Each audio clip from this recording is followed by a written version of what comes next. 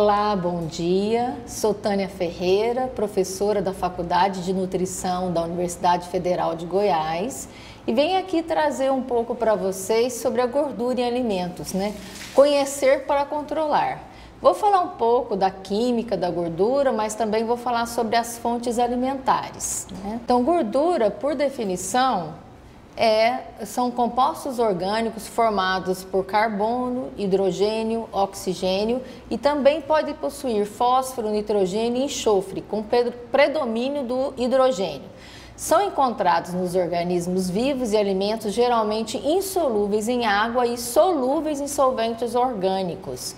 Então, por isso que no laboratório a gente só consegue extrair gordura, né, com esses solventes, com éter de petróleo, acetona, cloroformo, etc. Quando a gente tira a gordura de um prato, né, que a gente usa detergente, né, o detergente ele faz o arraste. E a gente também tem outras gorduras que são pigmentos lipossolúveis que contribuem também com energia na dieta e pode ser extraídos parcialmente na determinação da gordura em laboratório. E as gorduras ou lipídios, como são conhecidos, lípidos, lipídios, gorduras totais, né? Tem função nutricional, função sensorial e também são responsáveis pela a formação de odores e sabores estranhos nos alimentos. Em relação ao nutricional, são fonte de energia, fonte de ácidos graxos essenciais, como por exemplo o linoleico, e são carreadores de vitaminas lipossolúveis, como a vitamina A, D, E e K. No aspecto sensorial, né, sempre o que é mais gostoso tem um pouquinho mais de gordura. Então ele dá sabor, por exemplo, os alimentos fritos, eles têm uma quantidade de gordura maior, ele dá uma crocância, ele dá textura e maciez ao pão, ele dá consistência ao sorvete e aumenta em geral a aceitabilidade dos produtos. E a gente tem vários exemplos de gordura, né? Óleos e gorduras. Óleo está no estado líquido, na temperatura ambiente, e a gente tem algumas exceções, como é o óleo de palma e óleo de coco, que estão em estado sólido na temperatura ambiente, também por conta da sua composição, e hoje a gente vai ver aqui um pouco sobre isso. No geral, né, a gente pode ter que a manteiga e a margarina tem em torno de 81% de gordura, o leite fresco daquele, né, in natura lá da fazenda pode chegar a 8,7%, mas o UHT ele é padronizado em 3%, o semi-desnatado até 1% e o desnatado abaixo de 0,5% de gordura. O leite em pó tem 27,5% de gordura. Por quê? Porque ele é concentrado, né? Aí quando a gente dilui ele na água, ele fica lá com seus 3%. O sorvete tem em torno de 12% de gordura, então ele é assim, né? E a gente vai ver que é gordura saturada, né? É uma gordura, às vezes também gordura trans. Os ovos, 12%, a gema, né, quase que 3 vezes mais do que o ovo integral, 29%, os grãos de 3 a 5%, as carnes de 16 a 25%, dependendo da carne, os peixes de 0,1 a 20%, dependendo do peixe, e o chocolate 35% e os vegetais quase nada de gordura, né? O importante não é só ver o teor de gordura, mas também ver a composição da gordura, que a gente chama, né, às vezes de gordura boa. E aqui a gente tem, né, uma forma química da gente expressar as gorduras. A gente tem aqui o nome sistemático, né, que é um exemplo ali do primeiro, N-butanoico. E o nome comum é butírico, ácido butírico. Ali a gente tem a fórmula e a gente tem a descrição do tamanho da cadeia. Então esse é um ácido graxo, né? Com 4 átomos, com 4 carbonos na sua molécula e nenhuma insaturação, nenhuma dupla ligação nele, né? Então, a gente tem aqui também mais exemplos aqui com uma dupla ligação na cadeia carbônica, então sendo ácidos graxos monoinsaturados, né? Eu esqueci de falar, né, que os triglicérides são as gorduras mais presentes nos alimentos, elas são compostas por ácidos graxos e glicerol. E agora eu já estou falando sobre os ácidos graxos aqui.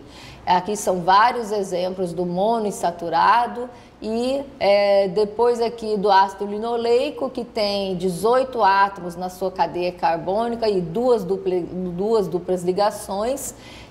A gente começa com os poliinsaturados. Então, poliinsaturado é aquele que tem mais de uma dupla ligação na cadeia carbônica, né?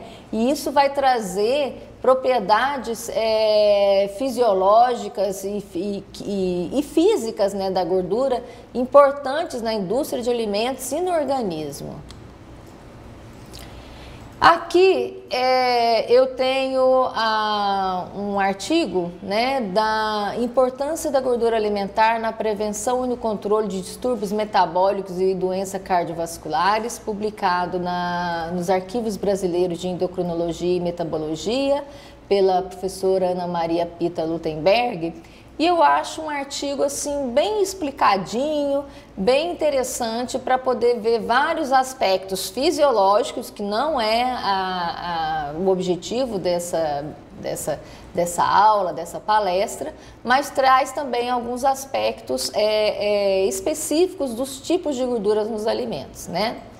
Então, o que já se sabe, né, que a quantidade e o tipo de gordura alimentar exerce influência direta sobre os fatores de riscos cardiovasculares, né, tais como a concentração de lipídios e lipoproteínas plasmáticas, né. A gente tem aqui um estudo Interheart, por exemplo, que identificou padrões alimentares distintos após avaliar a dieta de indivíduos de 52 países, né, e eles identificaram as dietas como oriental, prudente e ocidental, sendo que a oriental ela é rica em proteínas e vegetais, a ocidental é rica em gordura e a prudente seria rica em frutas e hortaliças. E eles observaram um aumento do risco de infarto agudo do miocárdio em aproximadamente 30% da população que segue a dieta ocidental. Então, fazendo uma associação inversa entre o que foi, uma associação inversa também foi obtida com o consumo da dieta denominada prudente, ou seja, uma diminuição do risco de infarto agudo do miocárdio, né? Então, a gordura ela promove várias funções, como abastecimento e armazenamento de energia, precursores da síntese de hormônios, componentes da bile e da membrana celular, participam de complexos sistemas da sinalização intracelular e alguns derivados de ácidos graxos, a gente vai ver ali os de 20 átomos de carbono, e 22 atuam na síntese de prostaglandinas, leucotrienos e tromboxanas. Então aqui a gordura dos alimentos ela é composta então por uma molécula de glicerol e 3 de ácidos graxos formando os triglicérides, né? Para fazer essa união a gente tem a formação de 3 moléculas de água, né? E 98% das gorduras encontradas nos alimentos estão na forma de triglicérides. Aqui a gente tem um exemplo, né, de ácido graxo encontrado nos triglicérides, né? O primeiro exemplo ali é o palmítico. Então a gente tem 3 ácidos graxos palmíticos junto com o glicerol e formou o triglicerídeo ali, que seria triestarina. Então formada com glicerol mais 3 moléculas de ácido palmítico, que é um ácido graxo insaturado, né? Vocês vejam que não tem nenhuma dupla ligação na sua estrutura. A saturação, ou seja, a não presença de insaturação ou de dupla ligação faz com que o ácido graxo ele fique numa molécula linear e isso vai promover algumas propriedades para o organismo, né?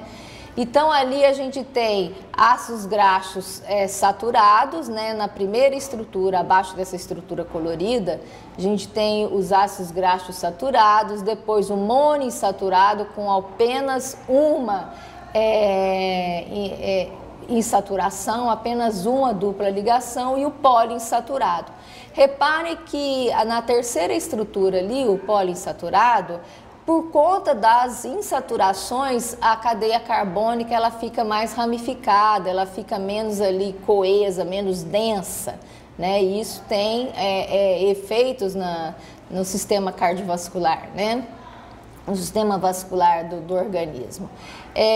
A gente tem uma molécula de ácido graxo, ela tem numa ponta o radical metil e na outra ponta um radical carboxil. Então é importante, né, que quando a gente denomina ácido graxo N ou ácido graxo ômega, né, ômega 3, ômega 6, a gente conta a dupla ligação a partir do radical metil, tá?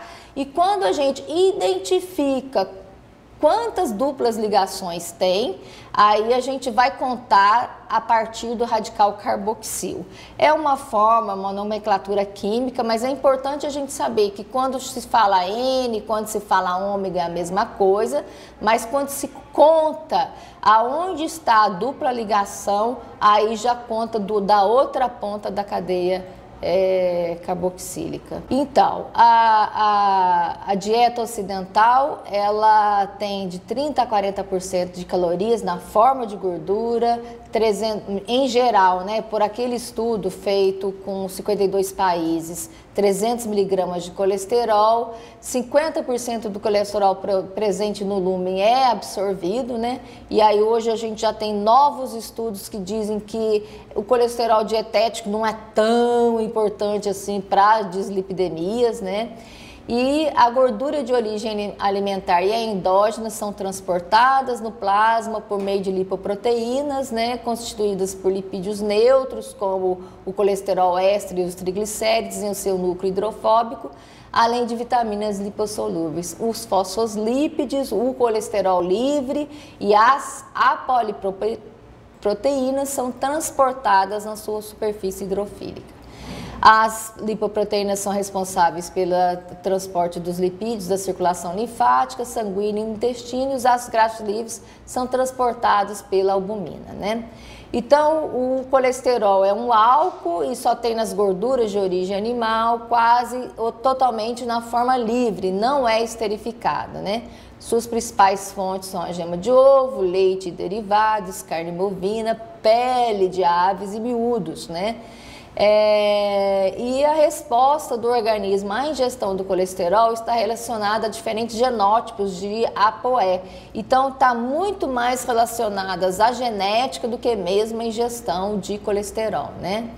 E aí, o balanço do colesterol depende dessa absorção, excreção e síntese, e aí a gente tem que o alto consumo de colesterol eleva a colesterolemia, né? Mas, de maneira geral, o consumo de colesterol, para quem não tem colesterolemia, não tem essa elevação, né?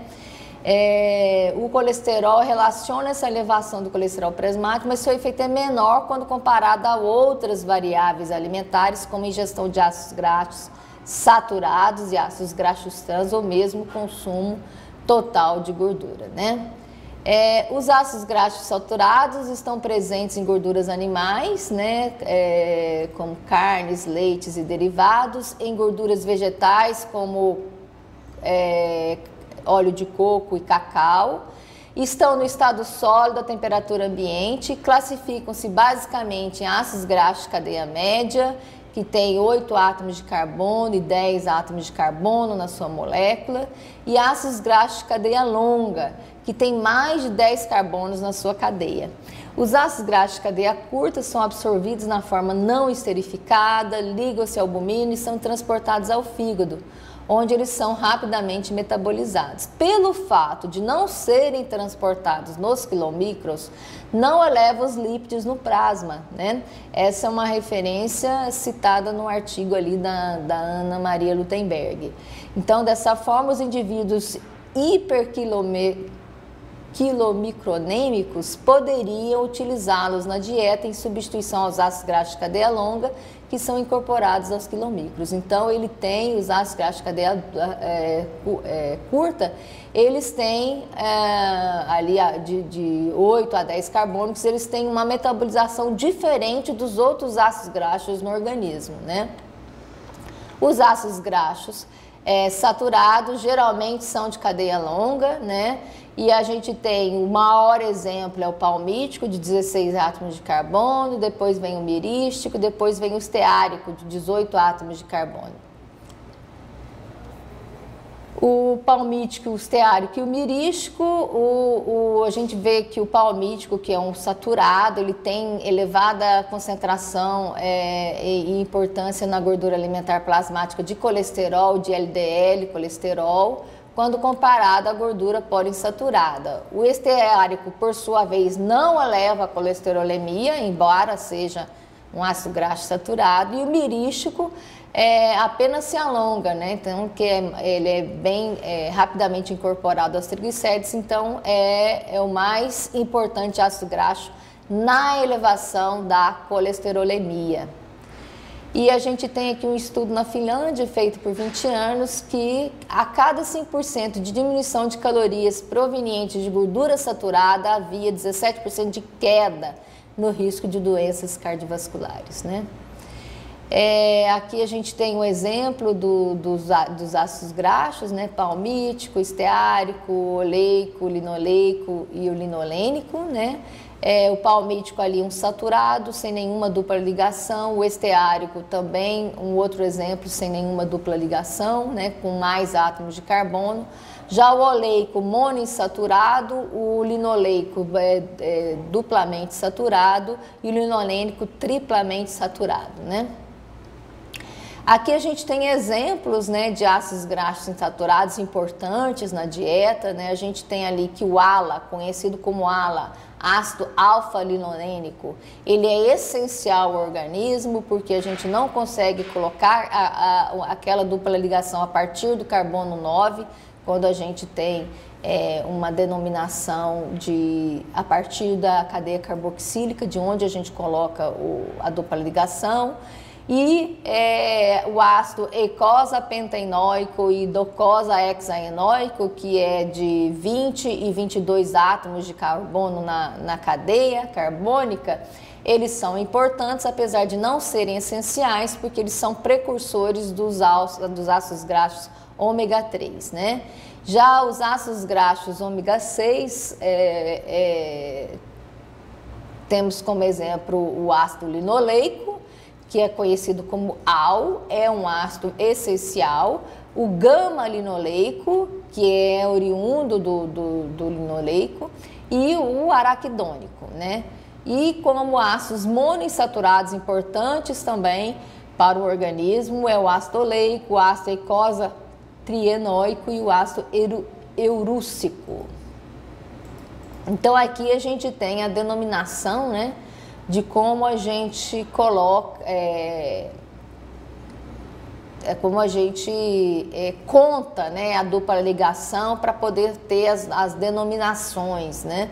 Então a gente tem ali o ácido linoleico, que ele tem, é considerado um ômega 6, porque a primeira dupla ligação, contando a partir do radical metil, que está na esquerda de vocês, né, é o carbono 6.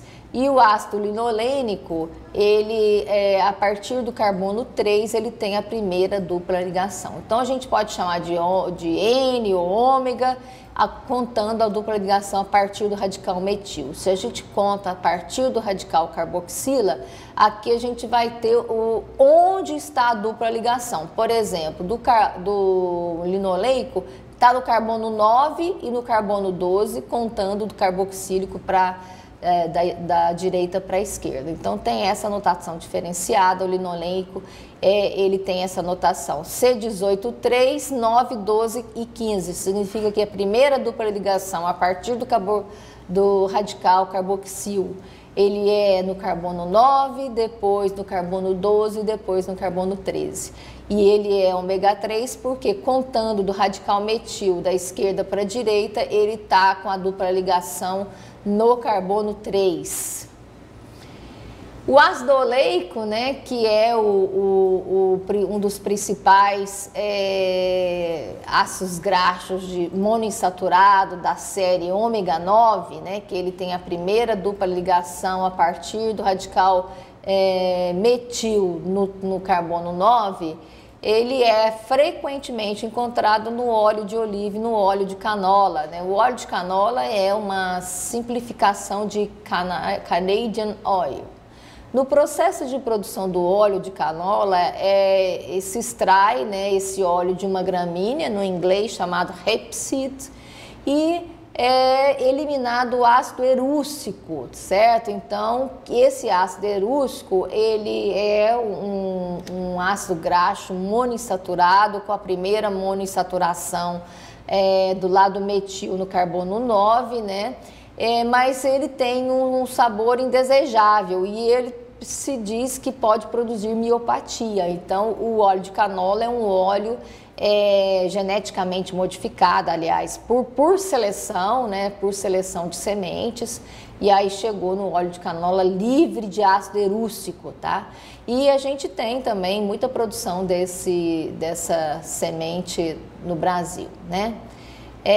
O ácido oleico, ele pode ser comparativo à gordura saturada, reduzindo a concentração plasmática de LDL e colesterol e não provocando oxidação das LDLs, né? Então, o excesso de colesterol na forma livre é rapidamente esterificado, não induzindo a supressão de receptores, então ele induz uma menor síntese endógena de colesterol quando comparado aos ácidos graxos poliinsaturados. E aí a gente tem que dizem, né, tem estudos que a dieta do Mediterrâneo, que é rica em azeite, né, vai ter menor prevalência de obesidade, síndrome metabólica, diabetes tipo 2 e outros eventos cardiovasculares. Só quero trazer aqui que é importante a gente ter cautela na observação dessa dieta, né, porque aliado a isso, a dieta do Mediterrâneo tem muito peixe, muitos grãos, muitas frutas, muitas hortaliças, apesar de não ser uma expressão cultural estanque, né? Ela é bem diferenciada entre as várias culturas, mas no geral a gente tem isso daí. Então a gente pode ter que eles têm essa menor prevalência dessas doenças por conta do ácido oleico e, né, conjuntamente por conta de outros consumos na dieta, né? Então agora o ácido linoleico, né, da série ômega 6, ele é um ácido graxo poliinsaturado, abundante, ele é o poliinsaturado mais abundante da natureza, ele tem uma dupla ligação no carbono 6 a partir a primeira dupla ligação a partir do radical metil, e seu consumo relaciona-se então à redução de doença coronariana. E as suas principais fontes são linhaça, soja e canola. E o ácido araquidônico, que tem 20 átomos de carbono e 4 duplas ligações, né? É o segundo ácido graxo poliinsaturado mais abundante, sendo que a sua principal fonte são os óleos de milho e o óleo de girassol. E aqui os ácidos graxos de 20 átomos de cadeia de carbono na cadeia e 22 átomos de carbono na cadeia, com muitas duplas ligações da série ômega 3, eles são encontrados na gordura de peixes de águas frias e profundas, né? Então a gente tem exemplo de bacalhau, cavala, cavalinha, pescada, corvina, salmão. Então, todos esses peixes são ricos em ômega 3, né? E não são essenciais aos humanos, esse de 20, 22 átomos de carbono, porque eles são sintetizados a partir do linoleico, que tem 18 átomos de carbono, né? Então, continuando aí com esses ácidos graxos, a gente tem muita função para ele, né?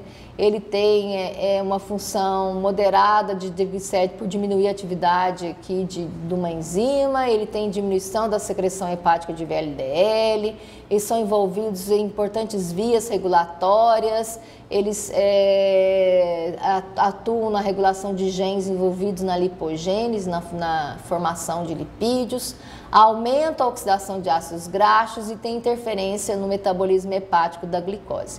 Só que esses efeitos, né, tudo depende também da proporção entre ômega 3 e ômega 6. Tem vários estudos, né, sobre isso assim, dependendo da concentração de você tem efeitos anti-inflamatórios na coagulação.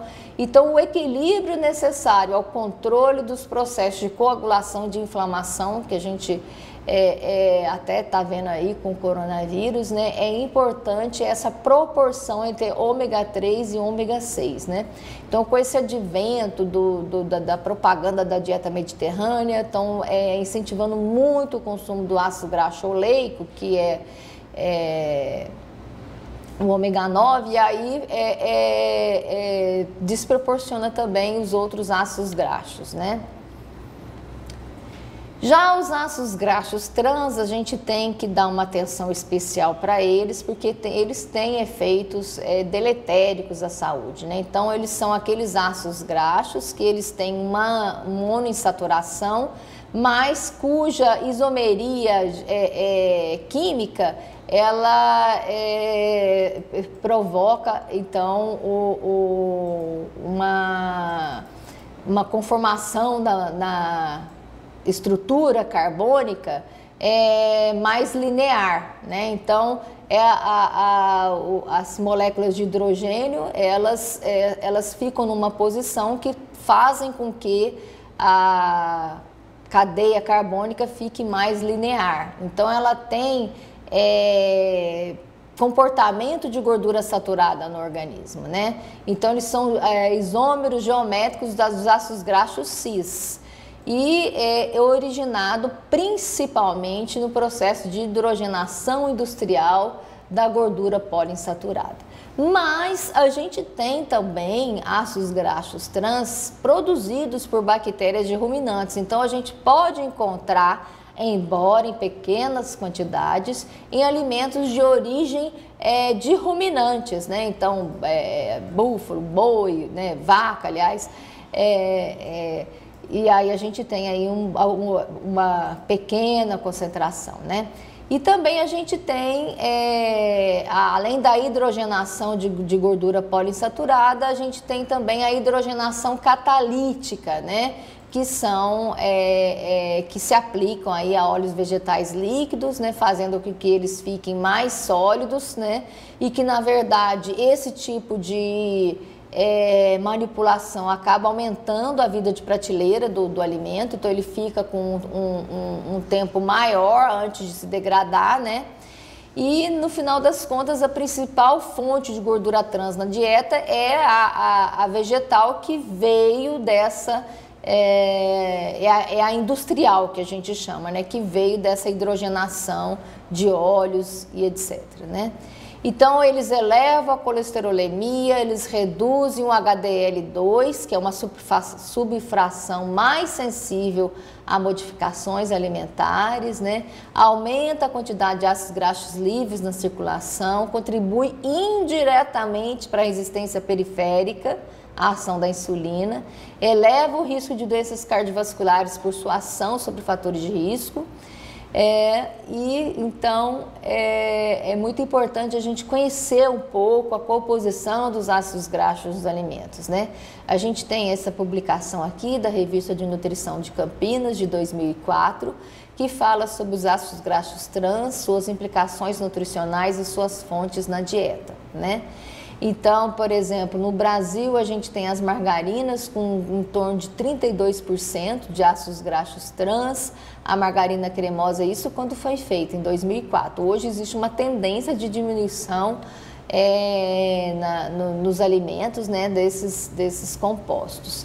A gente tem a gordura hidrogenada, que tem 39,7%, a gordura hidrogenada, uma outra marca, 29,1%, depois a gente tem a batata frita com 10,42%, uma outra batata frita com 2,5%, com uma variação aí de marca, né? Interessante essa variação, e biscoitos aqui, cracker e cookies com 2,80, né? Para esses autores aí do lado esquerdo.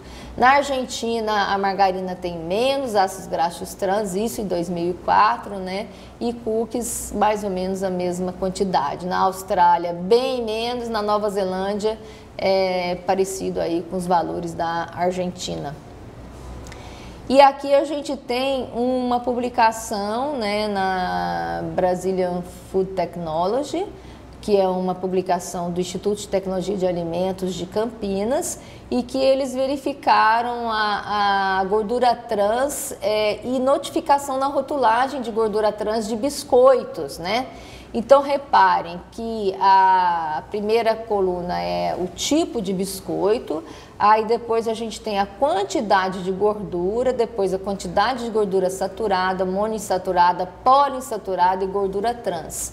Sendo que por 100 gramas, esses alimentos têm muita gordura trans, mas no rótulo, como a identificação é por porção de alimento, então 4 biscoitos, né, que está muito longe de ser 100 gramas de biscoito, tem uma concentração que não precisa declarar. Então existe esse problema, porque geralmente a gente consome mais do que 4 biscoitos, quem consome biscoito, né? Então está consumindo aí uma quantidade de ácidos graxos trans que não deveria, né?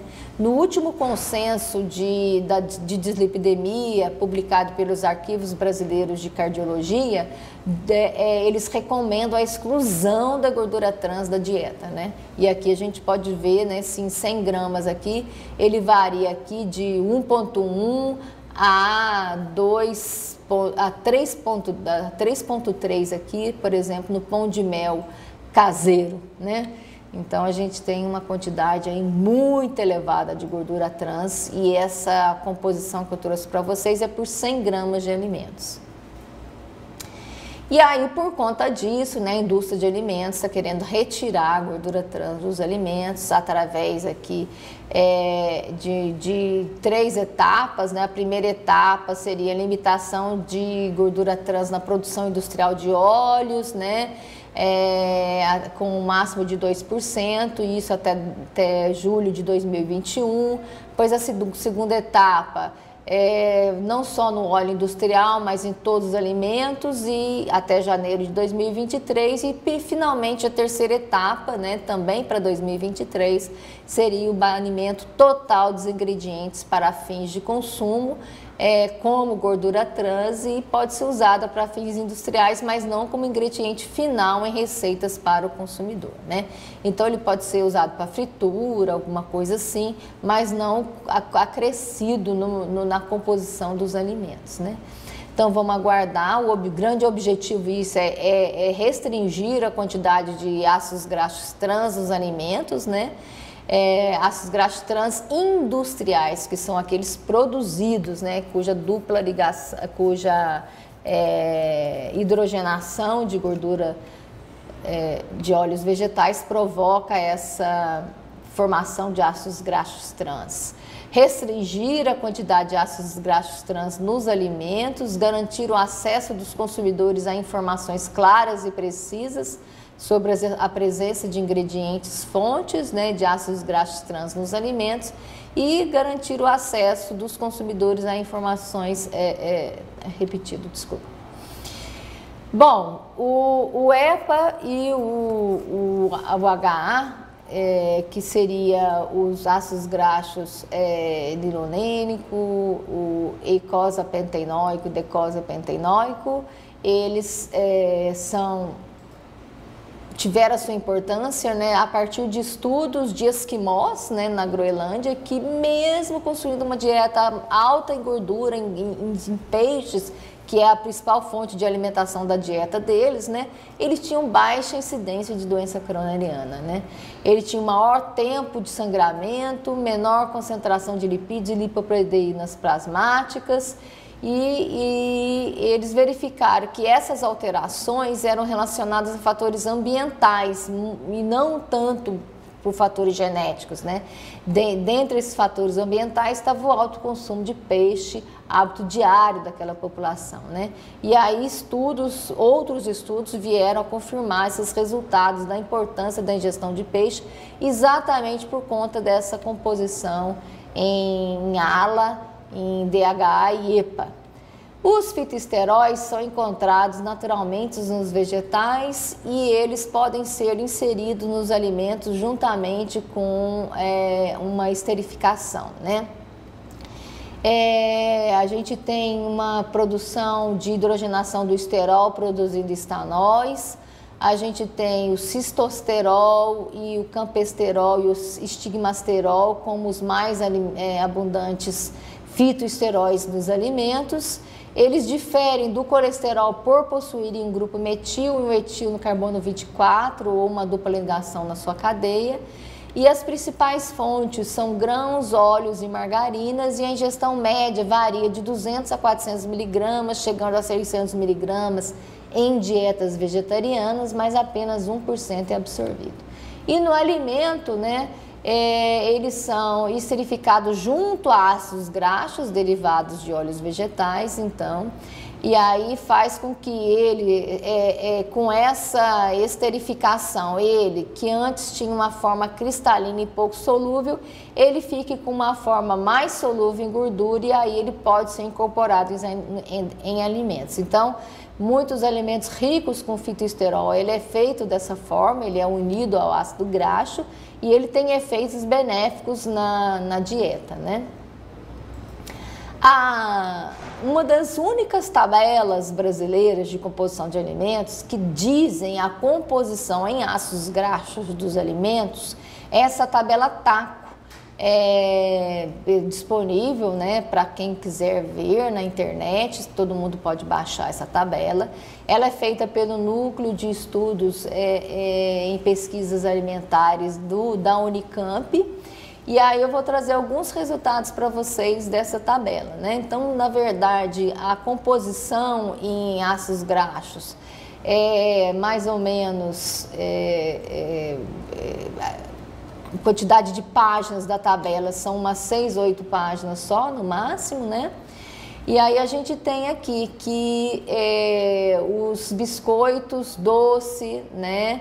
A gente tem o biscoito doce recheado com chocolate, tem o biscoito doce aqui de maisena, ele tem 12% de gordura, sendo que deles 3,9% é de gordura saturada, 3,27% de gordura insaturada e 2,2% de gordura poliinsaturada.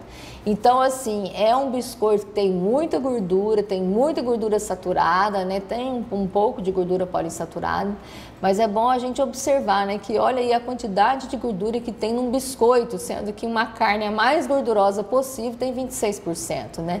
E aqui a gente tem vários outros exemplos de biscoito. Esses biscoitos, essa composição que está expressa nessa tabela, né? Ela é resultado de uma mistura de amostras do país inteiro, com laboratórios oficiais do país inteiro tendo analisado esses alimentos, né? E aí a gente tem todo um trabalho estatístico para colocar um alimento representativo do Brasil. Então, esses alimentos que estão aqui são representativos do que era, né? Produzido na época que eles fizeram esse tipo de análise aí, que foi lá com algumas repetições, com algumas edições, mas essa aí parece que é de uma tabela de 2004. E aí a gente tem aqui, então, biscoito doce recheado com morango, biscoito doce wafer recheado com chocolate, a gente tem biscoito doce wafer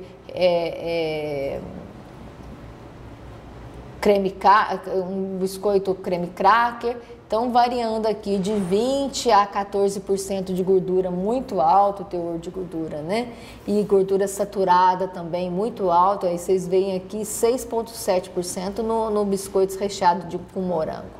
E aí já monoinsaturado tem 8,9% e poliinsaturado tem 1,8%. Então, aqui a gente tem cereais e derivados, a concentração de ácidos graxos poliinsaturado, saturado e monoinsaturado. E aqui a gente tem frutas e derivados. A gente tem o abacate, né, que tem 8% de gordura, com 2,3% de gordura saturada e 4,3% de gordura monoinsaturada e 1,4% de gordura poliinsaturada. Então a gente verifica, né, que essa quantidade de gordura do abacate ela é considerável, né? A gente deve consumir abacate por conta da sua composição em monoinsaturado, em poliinsaturado, mas com parcimônia, né? Porque acaba que tem um pouco de gordura. E ali a gente tem os pescados, né? Que variam de 6 a 1, né? Então, entre a corvina crua, a corvina de água doce, a corvina do mar, a medusa, a pescada, né? Então variando aí de 6 a 1%, vejam que não foi observado grandes teores de gordura, né? Apesar de outros estudos dizerem que tem mais gordura, mas expressos nessa tabela são relativamente baixos em gordura, né?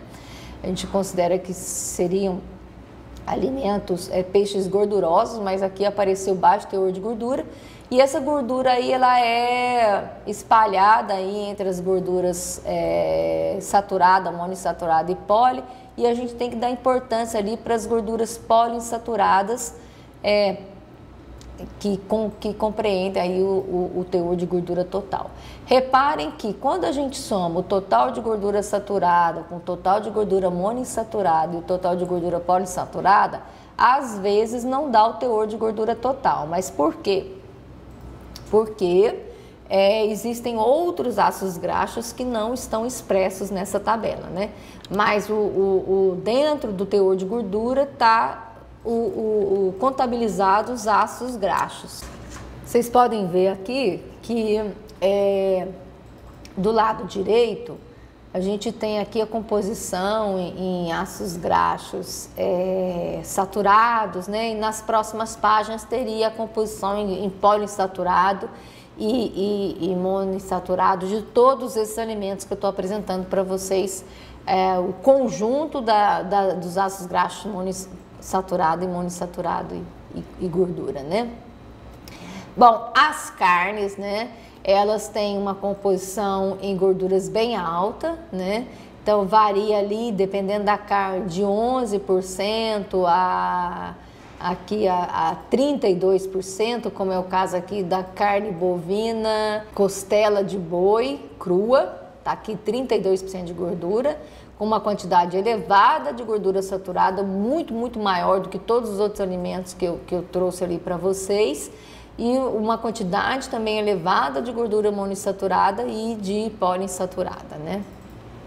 Então, varia muito do tipo de carne. Então, é interessante observarem aí, né, que a gente tem sem gordura, por exemplo, uma carne bovina sem gordura com 11%, uma carne bovina, um A100 sem gordura, 6%. Isso aqui é uma carne crua, né? Uma carne bovina bucho, 6%, já diminui bastante, né? Então depende muito do corte da carne.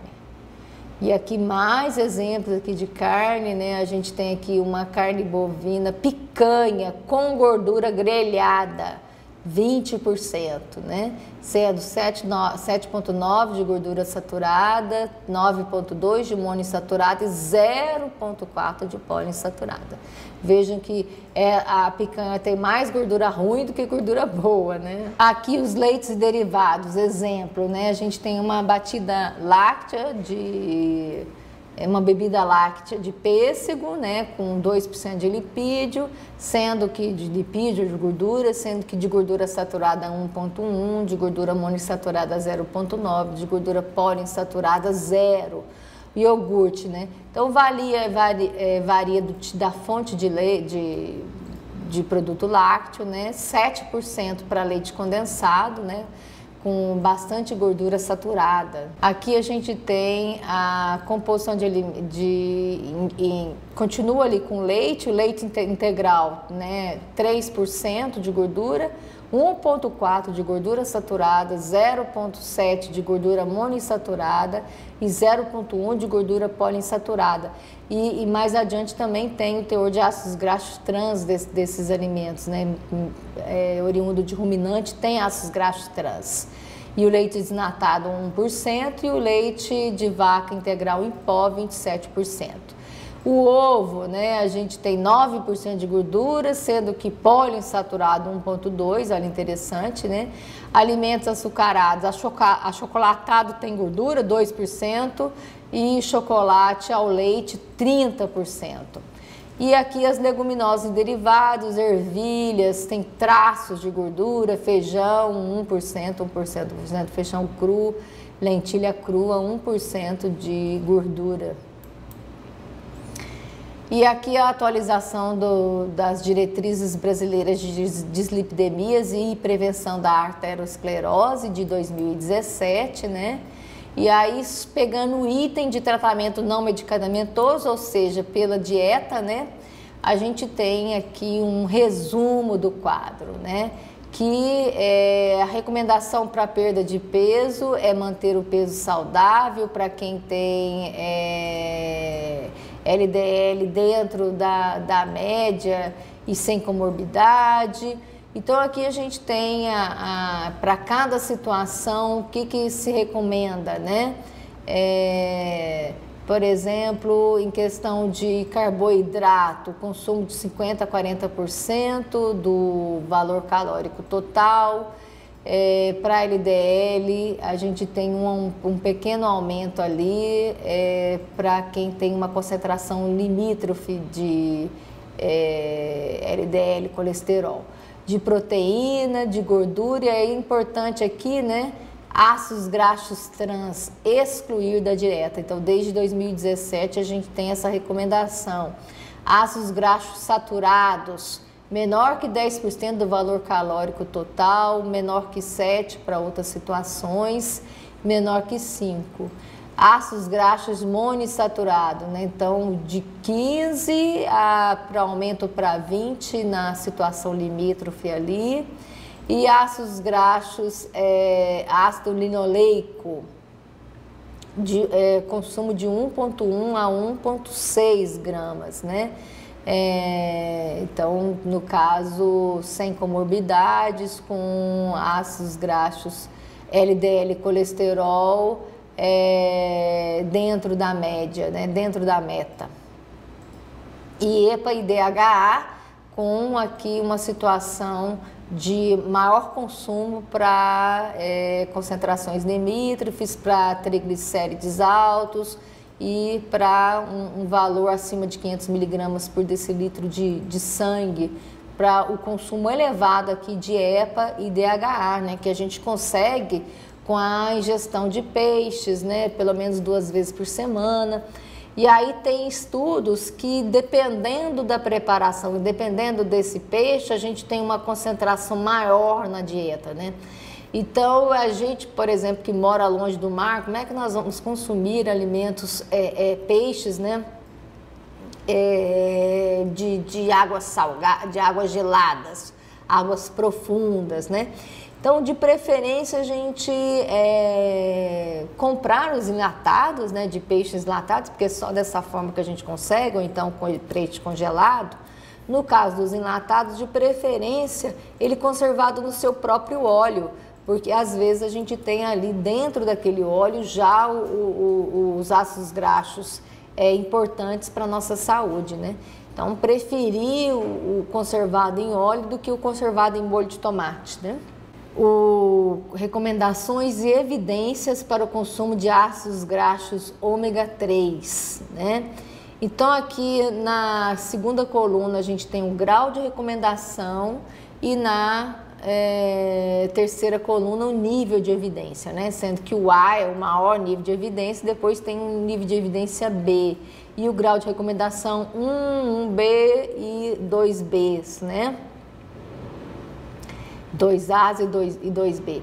Então, o consumo aqui de 2 porções de peixe rica em EPA e DHA, então ecosa pentenóico e decosa pentenóico, aquele com 20 átomos de cadeia na carbono, 20 átomos de carbono na cadeia e 22 átomos de carbono na cadeia por semana, e está associado então à redução do risco cardiovascular entre indivíduos em prevenção primária e secundária, né?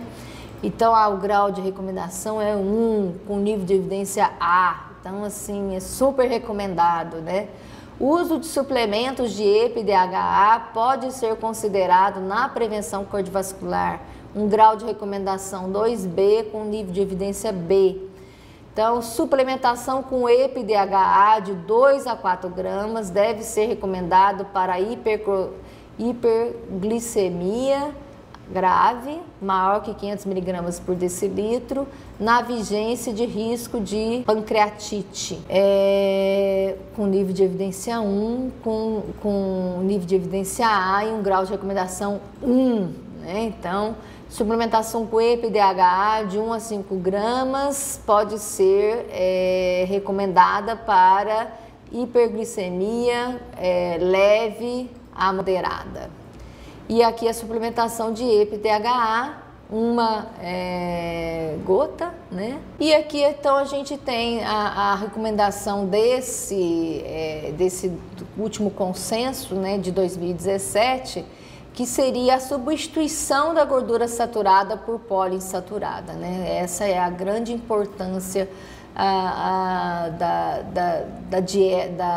das recomendações de gordura saudável, né? A substituição por gordura monoinsaturada, como azeite de oliva, frutas oleaginosas, pode estar associada à redução do risco cardiovascular, porém, essas evidências são menos robustas do que em relação às poliinsaturadas. Então, você substituir gordura saturada por poliinsaturada tem mais efeito do que substituir por monoinsaturada. E exclusão dos ácidos graxos trans das dietas, né? E aí a gente tem ali que o colesterol, ele não tem assim tanta importância hoje em dia, né? Agora eu vou falar um pouco, né, mudando um pouco de assunto aqui dessas recomendações e da definição das gorduras. Vou comparar um pouco sobre o consumo de carne bovina, né, de uma publicação aqui da Embrapa, e que ela comparou gordura saturada de vários tipos de carne, né? Então aqui nesse primeiro gráfico a gente tem a costelinha nobre, a contrafilé nobre. Eu vou ter que ficar um pouquinho mais perto aqui.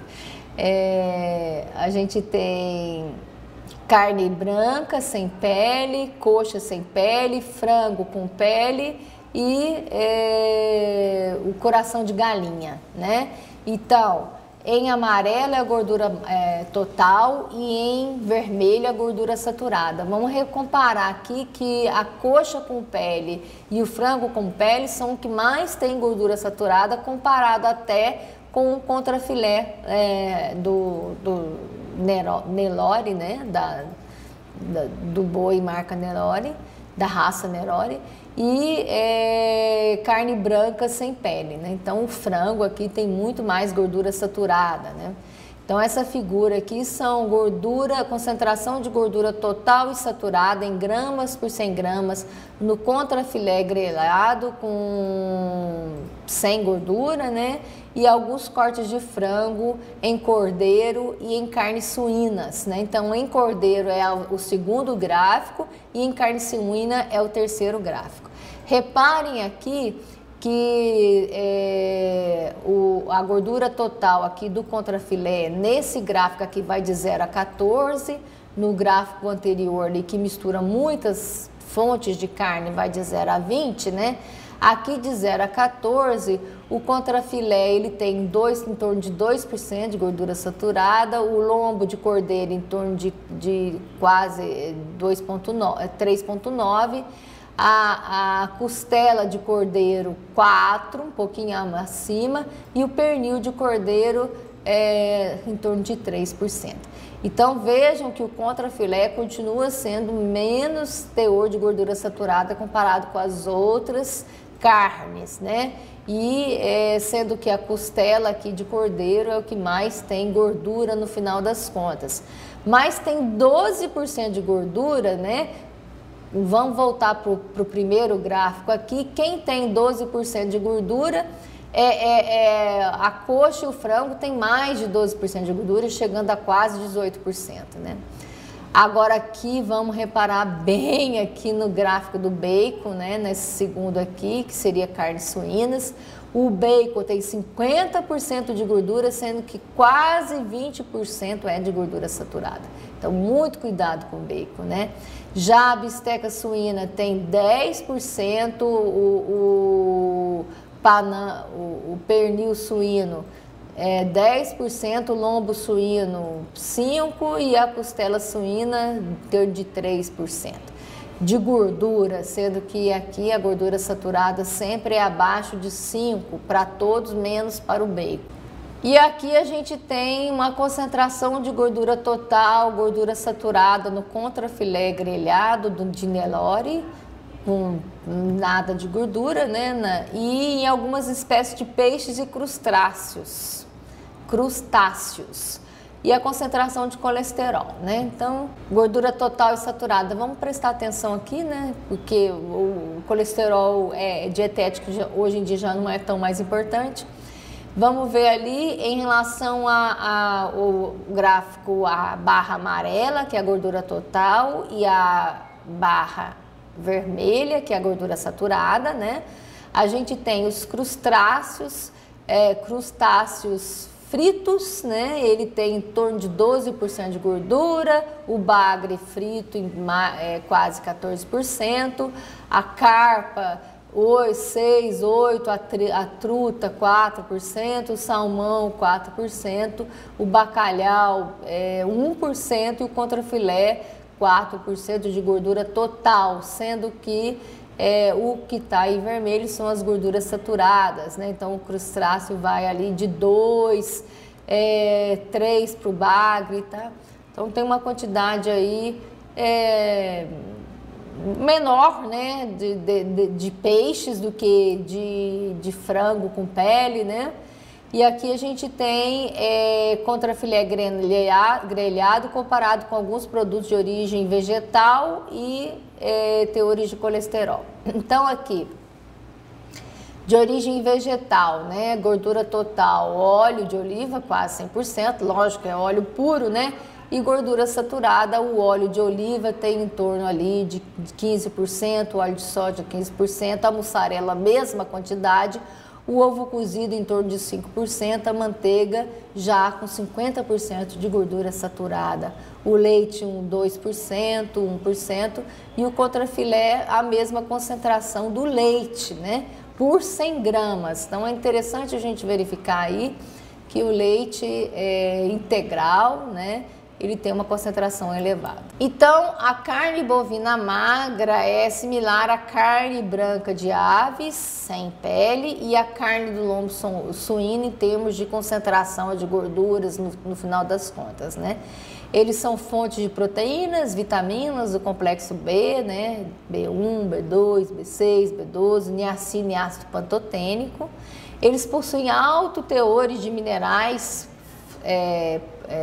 potássio, fósforo, magnésio, ferro e zinco, e possuem todos os aminoácidos essenciais, possuem altas concentrações de ácido linoleico conjugado, que depois eu preciso só de uma palestra para poder eu estar mostrando sobre isso daí. E com essa indicação aqui dos LCAs de diminuírem diminuírem o risco de câncer, né? Aqui a gente tem uma composição, né, em gordura, minerais, energia da carne bovina, do peito de frango, da coxa de frango e da carne suína. Então vamos reparar ali que a coxa de frango é o que mais tem gordura, depois vem o bovino o suíno e por fim o peito de frango. Então realmente o peito de frango é a carne mais magra, mas depois vem a carne suína, né, em termos de gordura. Bom, essas são as referências que eu trabalhei, se vocês quiserem ver melhor cada um, né, e espero, assim, a gente trabalha bastante com tabela de composição de alimentos, né, é bom conhecer, né? Conhecer para controlar e, assim, repare que esse churrasco aí, ele tem uma mistura aí de vegetais, né? Então, quanto mais a gente consumir carne magra e misturar com vegetais, melhor, né? Assim como a dieta do Mediterrâneo. Então, boa semana e tudo de bom.